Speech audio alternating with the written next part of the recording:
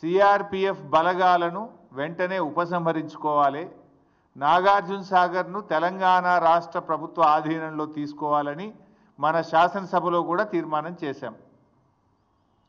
November 30, 2023 నాడు ఏ status అయితే ఉందో తిరిగి ఆ స్టేటస్లో నాగార్జున సాగర్ ప్రాజెక్టు రెగ్యులేషన్ అంతా తెలంగాణ ప్రభుత్వ ఆధీనంలో తీసుకురావాలని చెప్పి స్పష్టంగా తీర్మానం చేశాం. ఏమైంది మరి? తీర్మానం చేసి ఏడాది అయింది.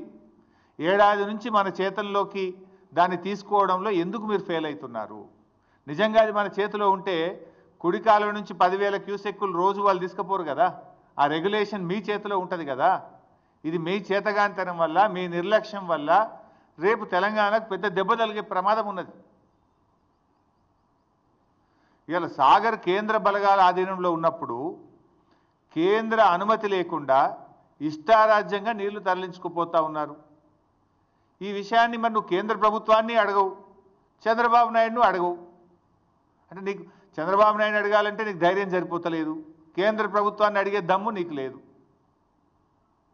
ఇప్పుడు అక్కడ ఉన్నది ఏంది? సిఆర్పిఎఫ్ బలగాలు. ఎవరి అవి?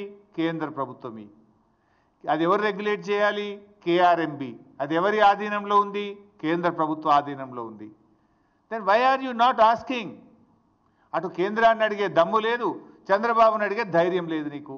Our top class and most luxurious apartment, Sunshine Destino, is located in the heart of the financial district, Hyderabad. The project is surrounded by international schools, IT parks and multi-specialty hospitals. Sunshine Destino have 5.5 acres land, 535 luxurious flats, 2 clubhouses, all type of indoor outdoor games and amenities, kids play area with beautiful gardens. Please contact us.